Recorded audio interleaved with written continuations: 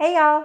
So, as you know, since May of this year, I have been putting out a monthly series called Feature of the Month series, where I basically introduce you to other people who are leading the way in the endometriosis awareness movement and bringing great education and resources to all of us. So, I know that I don't know everything and I'm still in my learning process throughout this journey.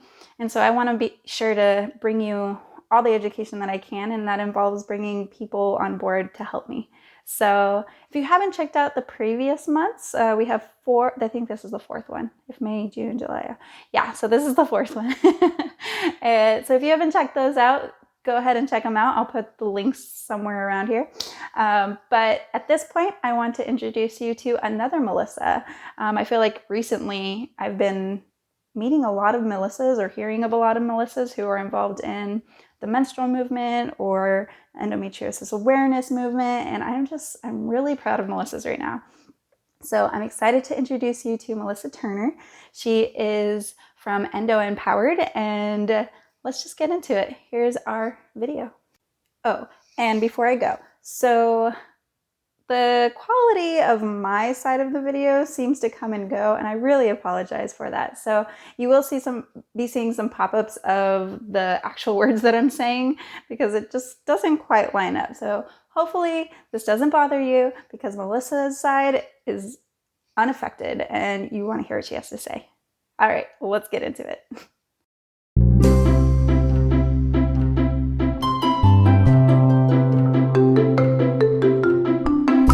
I mean, we've met a little bit before, but again, hi, I'm Melissa. Melissa number two. Yes. So I run 8060 Endo blog, and I've been trying to get more endo educators and advocates and just people who I've seen are really taking like a leadership role in endo awareness. So I want my readers to like find other resources. So you're one of them. Cool. Yeah. Glad to be part of it. Yeah. So tell me a little bit about why you started Endo Empowered. Basically, I feel like a lot of women with endometriosis have very little option. You know, we maybe have a diagnosis, or maybe we don't even get a diagnosis, and we feel quite limited in our choices. You know, it's okay, have surgery, go on some kind of hormone treatment, or just keep taking painkillers. Like, it's very much just deal with the pain, just find a way to overcome the pain. It's not really looking at, well, what's actually going on? Why is the body reacting this way? Why is there, this extreme inflammatory response in the body? And so I feel that because of that sort of model, women are feeling quite disempowered, quite, almost like quite a victim mentality that comes with having endometriosis. And so Endo Empowered was designed to empower women on what they can do. So, it might be something as basic as trying a different diet. It might be something like trying supplements, but something that they can do on their own, that they can feel, look, I can help myself in some way. And in some cases that, they need more guidance than just trying to do this on their own. And that's where I can kind of step in. But it's really about showing women that there is actually stuff they can do that's really going to help them. And I've managed to work with a lot of clients over the years where we've done amazing things within natural therapies, like shrinking cysts, that were the size of a golf ball, getting women pregnant who were told by doctors, there's no chance, like, don't even consider this as an option. And so it's really about shifting a little bit of that mindset of, because I think the problem is we get told over and over and over again, there's nothing we can do. You just got to live with this. You're stuck with this, and interesting wording, because when you think about what endometriosis is, stuck, adhesions, it's sort of, there's all these kind of interesting correlations with the condition. And so, yeah, so really I want to give women hope and share with them that, hey, there is stuff you can do that actually helps you, that actually makes you feel better. You can be pain free, you can live a normal life. You don't have to stay in that kind of victim space that I'm sure all of us are quite familiar with. You know, we've all been there at some point. Hopefully you've Yeah. managed to move past that in your journey, but you know, if you're in that place right now, please know that there is hope, that there is a way that you can move forward. So yeah, that's really what Endo Power's all about. So Yeah.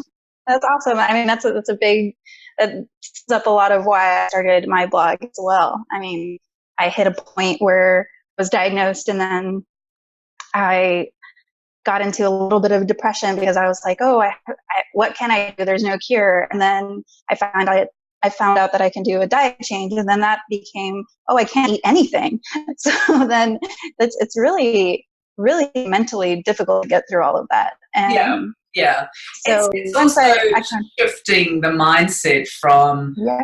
what can't I do and this restrictive mindset, which I think we naturally fall into. It's very much, Mm-hmm. oh, I have this condition, so I can't do all these things. Oh, I have this condition, I have to eat this way, I can't eat these foods. Mm-hmm. So we very much go into the direction of, well, how am I actually going to support my body? And I'm choosing to eat different foods because I want to support my body and give it my absolute best that I can, you know. So it's shifting that sort of mindset around that as well. It is very hard, I do agree, but yeah, that's sort of the starting point, I guess, is, you know, deciding, well, actually I'm going to do the best I can for my health and my body. So yeah. I agree. I agree. Um, so, I mean, we know you're empowered. You gave us a little bit of the background. It sounds like you kind of take approach that's outside of Western medicine, which is all those medications and surgery and stuff. What have you found to be like the most effective thing? I know everybody's very unique and the approach can be very individualized, but what's something that you really feel is appropriate across most endo warriors? I think this is the sort of challenge. I get asked this question a lot, like, what do you think I should do? Should I change my diet, or should I try the supplement, or do you think I should do acupuncture? Or, you know, and we have this idea that it's one thing that we need to do. And I wish it was one thing, because that would be a lot easier. But it is really about approaching the body holistically and looking at all the different components in your life and all the things that contribute or take away from your health. So I developed what I call the REACH technique, which is an acronym for all the various components that we need to look at within our life, you know. So it's R is replenish, which is around diet and really replenishing the body with all the nutrients and things that might be lacking.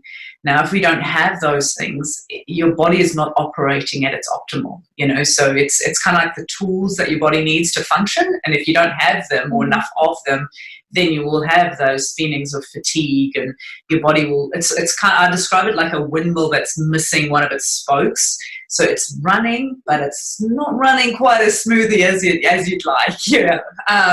So that's R, and then we move into E, which is exercise. So looking at what forms of exercise are really the best when you have endometriosis. So not all forms of exercise are ideal when you have endo, because some of them spike cortisol, or, you know, can actually make that adhesion pain, which is, you know, where you've got this kind of tightness in the abdomen, can make that feeling a lot harder, a lot worse.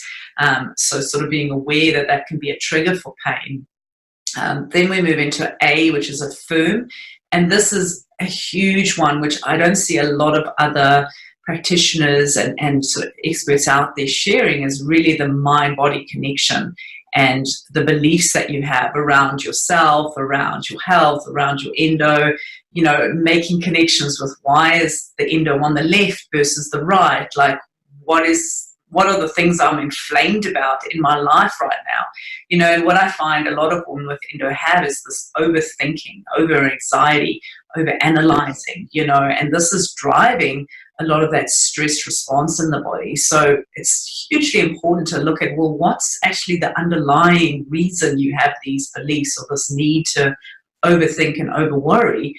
And oftentimes it comes down to a deeper belief that you might hold about yourself that needs to be shifted, because if that's constantly going on, well, you're always going to feel this anxiety, and that's not going to help your healing, you know. So when your body's in that state, it's just you're permanently in this like high alert, you know, oh, something's going to happen state. Your body's going to put digestion on hold, it's going to put healing on hold, and it's just going to make everything much, much harder. So I have a client, you know, at the moment, and she was worrying about every little thing. It's like, oh, should I eat this food? Should I not eat this food? What about this supplement? But it's not 100% organic. What about this? You know, she's over worrying about it. And I said to her, you know that over worrying about what you're eating is actually worse for you than just eating what, you know, like obviously within reason. But, you know, if you want to have a piece of chocolate, enjoy the piece of chocolate, but don't over stress about it and have all this guilt around that, because you know that's worse for you than eating the chocolate, you know. So you know, and then C is cleanse, which is looking at, well, what are the underlying toxins that might be triggering that inflammatory response, that autoimmune response that is endo. So, you know, things like your microbiome health, looking at candida, SIBO, a variety of different things that could be triggering that imbalance where you've got too many toxins, not enough nutrients coming through into the body. And what we want to do is shift that the other way around. So really support the body with lots of nutrients, lower the toxicity. And I'm not just talking environmental toxins, which I think a lot of people have kind of discussed this, but actually looking deeper, you know, so looking at, okay, maybe there's mercury in the body. Maybe there's some kind of virus that triggered an imbalance there. Maybe there's, you know, digestive things that are out of balance. So maybe there's not enough of the right gut flora in the gut. And because of that, food is actually fermenting in the body. And that releases a toxin that plays back on the liver. And if your liver's not functioning, then you're not going to have normal hormone balance, you know. So it's like everything plays on each other. You know, the body isn't sort of singular, oh, we have an issue in this area, well, nothing else is wrong then. You know, yeah, that was very much my belief. Oh, I have a hormone problem, I'll just replace that with a natural option and it's all good. Well, no, it doesn't work that way, you know. So, yeah. And then H is for help or support, and that's really providing a space where women who want to do this naturally have that space where they can be open and honest, but know that, you know, this is a good choice, because you hang around lots and lots of people, especially family members, they can get in your ear and they're like, no, this is not going to work. What do you honestly think, like changing a diet is going to make any difference?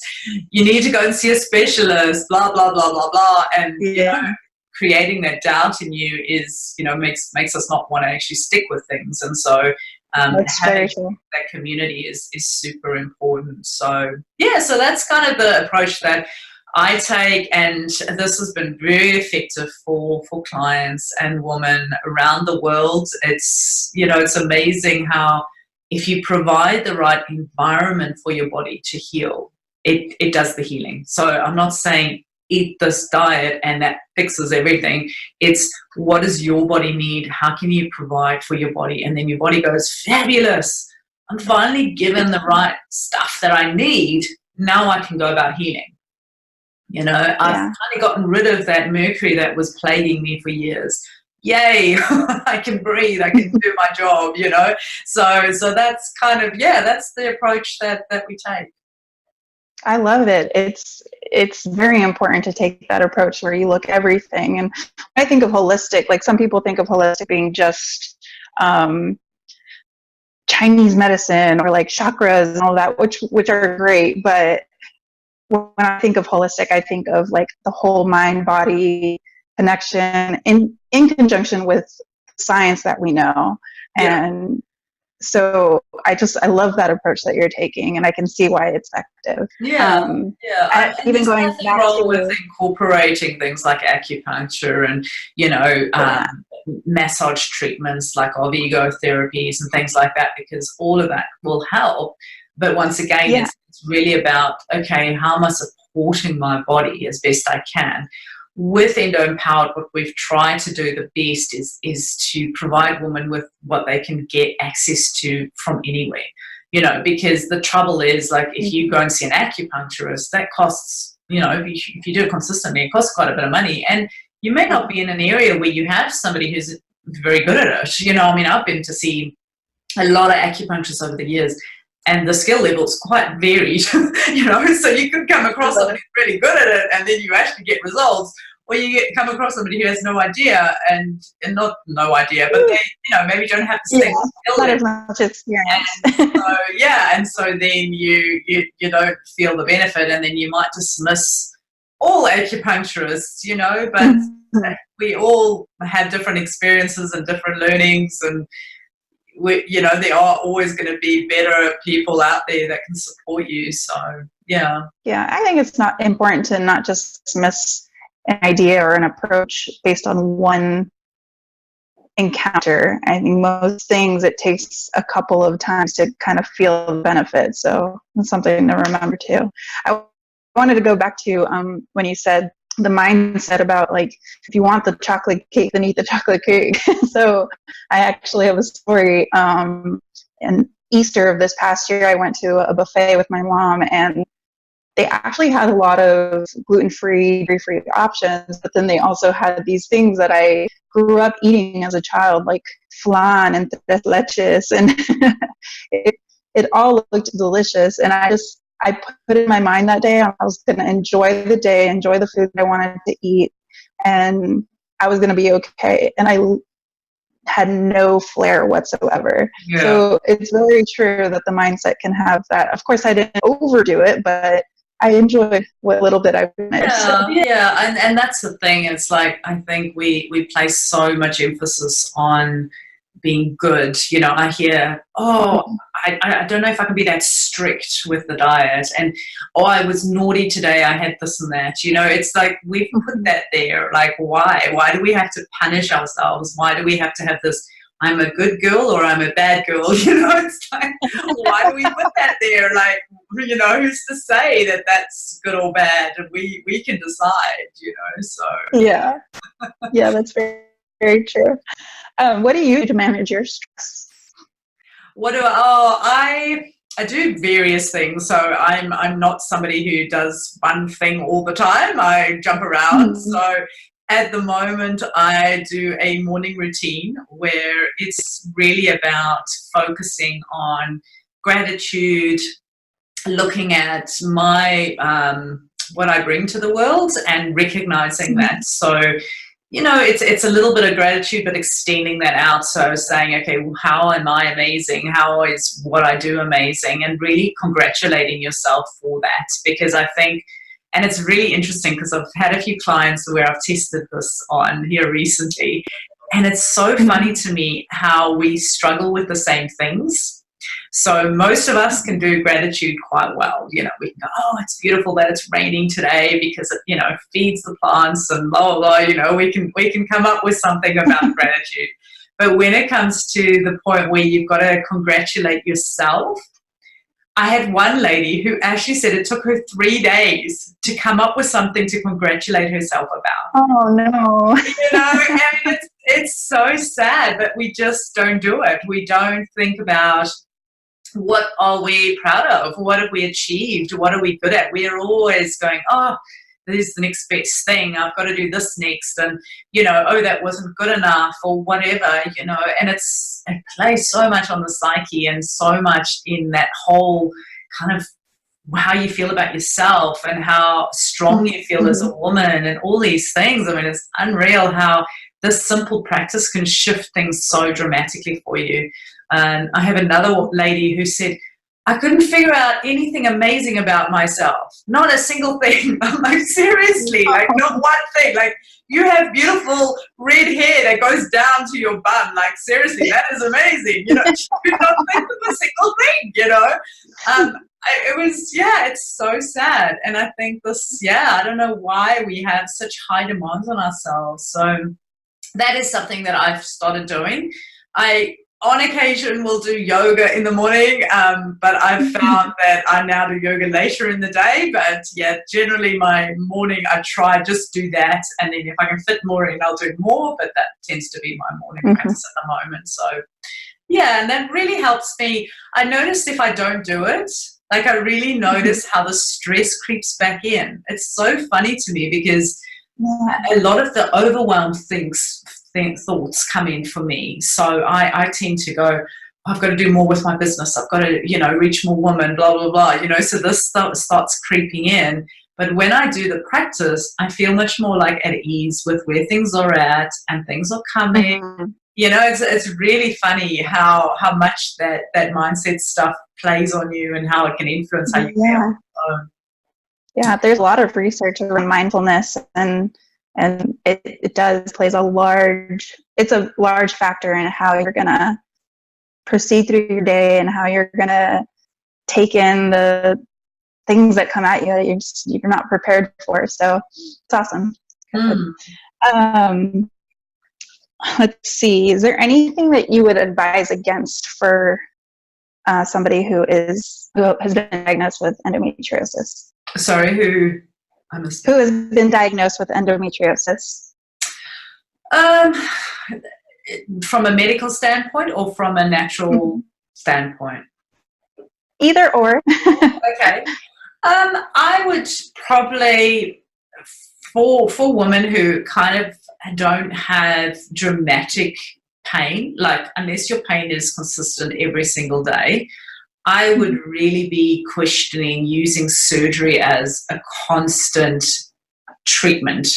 I did this, consistently. So I've had 7 surgeries, and every year and a half I would go in like clockwork to have another surgery to clean out the endo. And I really thought that this was my best option at the time. But after having been through that and having worked with women naturally, I found that a lot of the symptoms, a lot of the pain, I was able to shift without needing surgery. And the surgery, unfortunately, triggers inflammation in the body every time you have it. So if you imagine your body's being cut open, so your body's going to react. You're going to trigger an immune response. And that is not positive. That is not something that you want to be doing when you have a condition like endometriosis. The more inflammation you trigger in the body, the more endometriosis lesions you're going to develop, the more adhesions you're going to develop.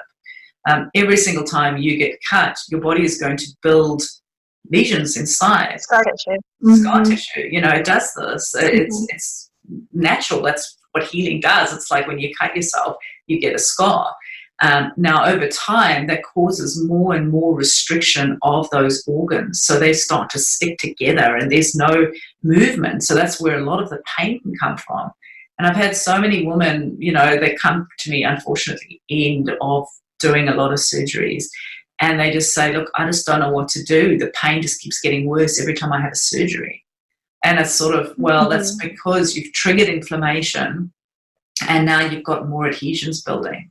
So we work on methods, and I'm developing another program at the moment looking at methods of releasing those adhesions very, very gently. So I did personally go through an experience of releasing adhesions quite dramatically through a guy I was working with who used like a stone and actually digging in and releasing those adhesions. But it was so incredibly painful. And I just couldn't recommend that to women. I just didn't feel right about recommending that to women. So now I'm working on a program which is more gentle. So looking at, using balls, to lie on and using different techniques to actually release those adhesions very, very gently. And obviously incorporating that with herbals and looking at, things like castor oil packs, tools that we can use to release those adhesions. I don't really advocate using surgery as often as it's often recommended. Obviously there are severe cases where, there's just no other option, where everything is literally fused together. But more than often, I actually find that we can even release that naturally. I have one case at the moment, and her bowel was attached to her ovary. And because it was so attached, they were too scared to do the surgery, because if they miss and they accidentally cut the bowel, you can get sepsis and you can die. Like it's not, I've also had another case where that actually happened. Like she literally died on the operating table, so it's not something to dismiss. Like surgery is not just, let's just go for surgery, which I think a lot of people have this idea, like, oh, it's a casual thing, I'll just have another surgery, but it's not really, things do go wrong, there are risks involved. But with this case, she was able, through all natural processes, to free that ovary from the bowel completely naturally.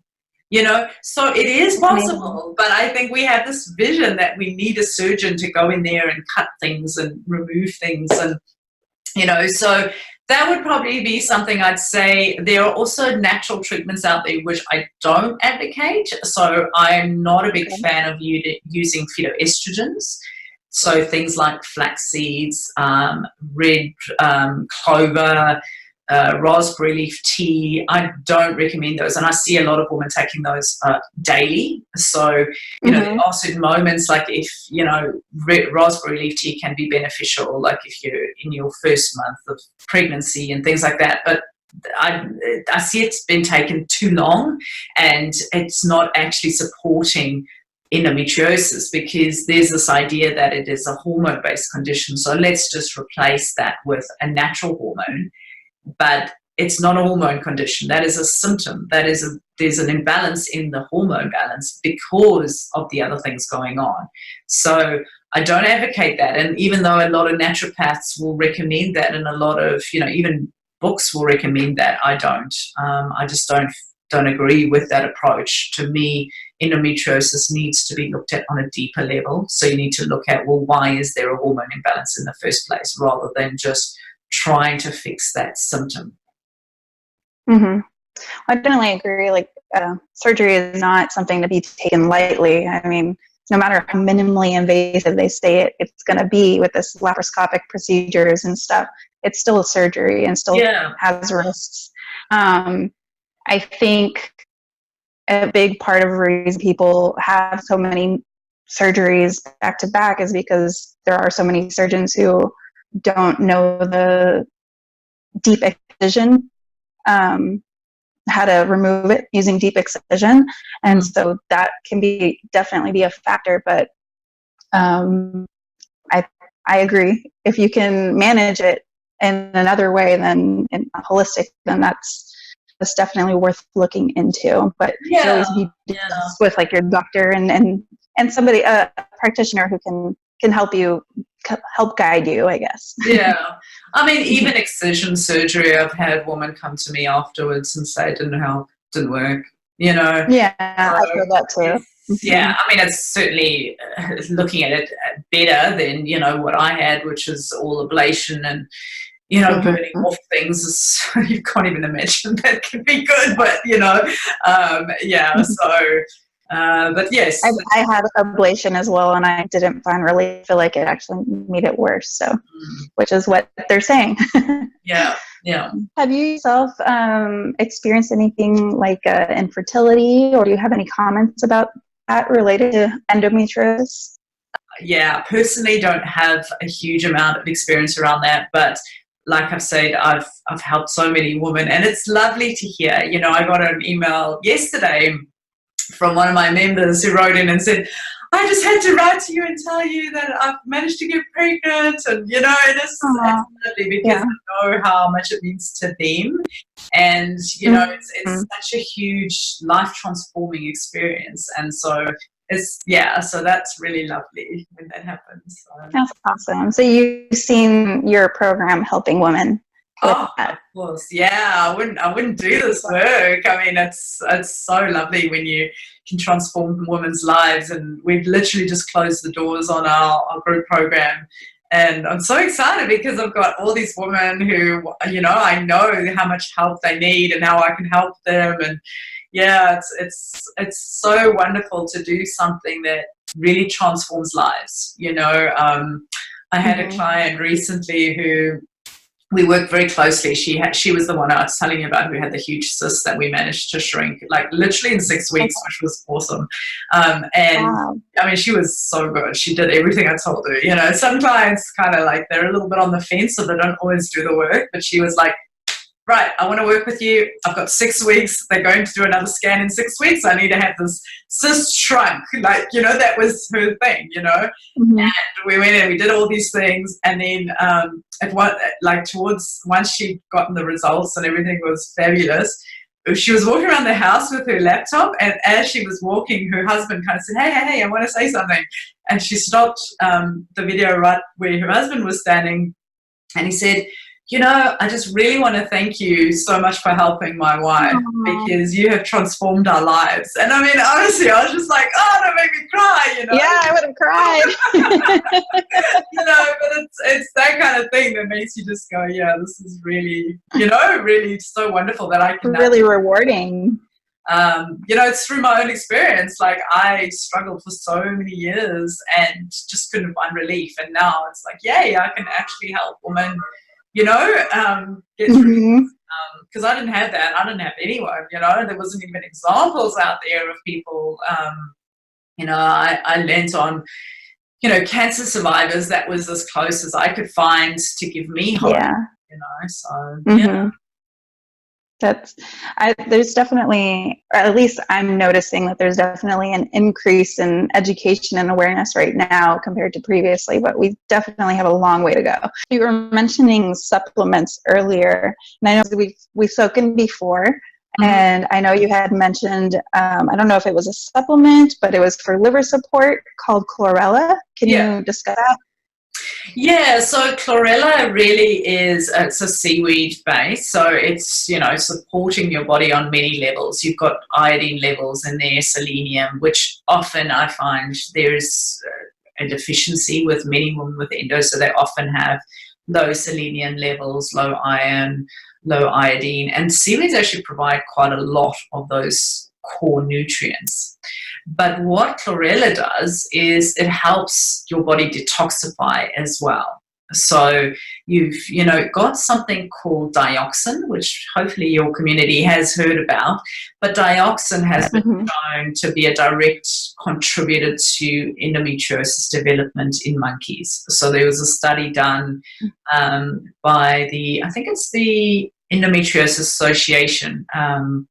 Lou Baldwick was the key kind of instigator of that study, and they took dioxin, it's an ingredient found in Roundup, which they spray on pretty much everything, particularly in the US. I know it's really bad, but they spray it on cotton, they spray it on wheat, and this could be part of the reason why avoiding wheat products is, kind of a key contributor as to, like helping women is to avoid wheat, is because you're going to get this traces of dioxin in those foods.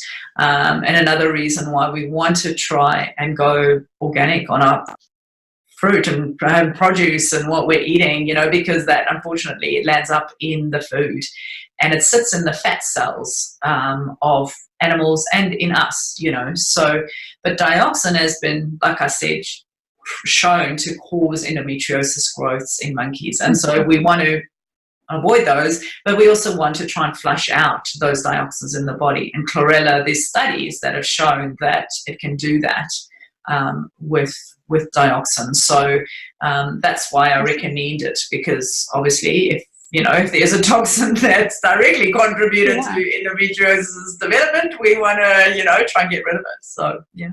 Yeah. So is it a powder or is it a tablet?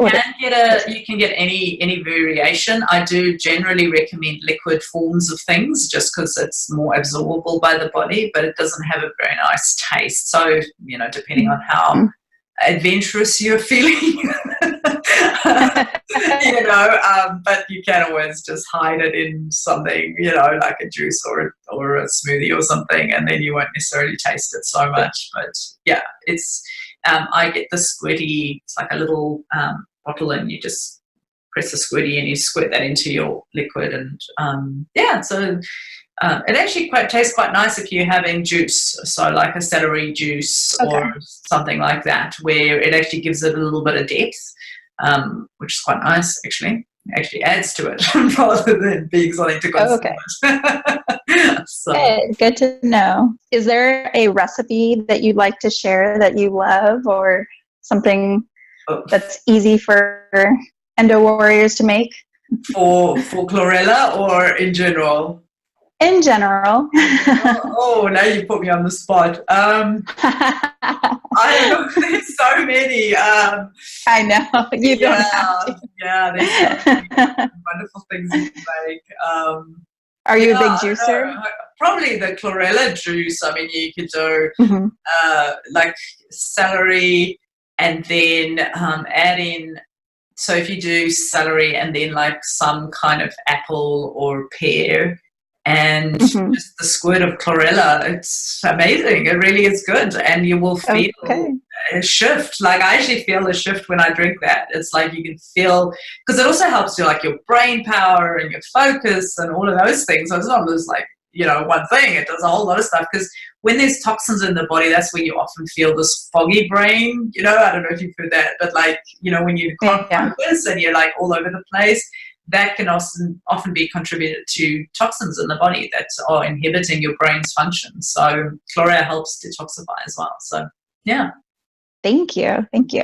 Well, where can my readers find you on like social media? Do you have any platforms you like to use most? I tend to stick with Facebook and Instagram at Okay. this stage. I am looking Mm-hmm. I've got a lady who's just started working for me who's going to be expanding my social media horizons. So, we're looking at LinkedIn and Pinterest and various other options because I know everybody Mm-hmm. loves their different tools and things. So yeah, at this stage it's Facebook, and we have a Facebook group as well that is free for women to join. So you can come in there and you can share your journey. We do Facebook Lives, so you can learn more about my reach technique and various components of that. If you have Oh, specific good. questions, they can post those and I can do a live on that particular question. So it's really designed to support women and give them information. So yeah, and then Instagram. So it's just, if you just look up Endo Empowered, and Okay. you can just go to the website, you can generally find everything there. So just Mm-hmm. endoempowered.com, and yeah, it's all there. Awesome. Yeah, I think it's really hard to sustain all platforms. I can't do it either. So No, no, I and just focus mainly on Instagram and you've Facebook also got to too. find what you like. I mean, I did quite a few YouTube videos as well that can be Mm-hmm. supportive. Like we have one on the mind massage, which can help with adhesions, which has been very Oh, popular. So that's also, we're on that platform as well. But yeah, trying to keep up with everything. You've got to, yeah. decide where your priorities are and, focus on one Yes. thing at a time. So, Yeah. Well, that's great. I'll definitely share that mind massage video as well. Thank you. Any last thoughts on, so we can end? I don't want to take up too much of your time. no, we're all good. Yeah, just please know that there is hope out there. I just really want women to feel that and really know that there is so many things you can do. There are so many Mm-hmm. herbs out there, there's supplements out there, there are ways that we can detoxify the body that can shift things, there are tools out there to support you if you've been through emotional traumas or experienced things that possibly may be a factor for why you have so much pain. I've got a lady who's just joined our group who had experiences of being raped several times in her life, and Mm-hmm. she experiences pain 2 weeks out of a month. Now, my logic determines that there is a connection there.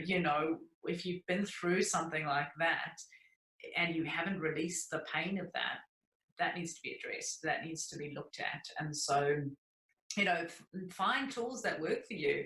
There's so many options out there, and once you start Yeah. exploring, it's really fun, and this is an adventure to getting your body well, and to treat it like an adventure, like, oh, I'm going to try this, let's see how it goes, because don't see Yeah. it as a failure. I think women are, once again, we're very hard on ourselves, and we're like, oh, that didn't work and nothing's going to work, and I'm always going to be like this, and I'm Hmm. never going to be well, and I'm broken, and all these statements that we say to each other all the time. So just keep saying to yourself, I will find a way. My body will find a way. This is, I think, what helped me, because I really believe that. Like, I really believe that I was being guided towards getting well. And so every single Hmm. thing that I tried, it was like, okay, I'm feeling like I want to try this, so I'm gonna go for it. Or I'd get repeated messages, from different sources. Oh, you should try this method or whatever. And so I would, Hmm. if I heard it more than once, it was like, okay, obviously I'm meant to do this. Yeah. So yeah, so just know that there is hope and there is a way forward. And if anyone needs support or needs guidance, you can reach out to me and join our group, and yeah, we're there for you. Perfect. Thank you so much. I really All right. appreciate it. It Thank you. was a pleasure talking to you. Yeah, lovely to talk to you. And there you have it. So, thank you so much for watching. I really hope that this interview left you feeling empowered and more knowledgeable on just these topics that we've discussed. I will be linking down below Melissa's Reach program, her website, and her social media accounts. And I hope that you guys continue to follow this series. I'm hoping to get more people just like her who can bring us their wealth of knowledge. And if you are wondering what endometriosis is, if you're new to this, and if you want to find out a little bit more about all the treatment options that you have, I do have a freebie if you sign up for my email list. So I'll put a link to that down below as well. In my mini ebook, I do go over what endometriosis is, symptoms commonly associated with it, treatment modalities, whether they're conventional or holistic. I go over the myths that are commonly told to endo warriors. I go over theories and stages of endometriosis. It's just kind of a general overview of what endometriosis is, so you can feel empowered to go to your physician and know what you're talking about. So if you're interested in that, I do have a link to the email subscription down below. Other than that, thank you so much for listening and watching, and I hope you have a good day. Bye.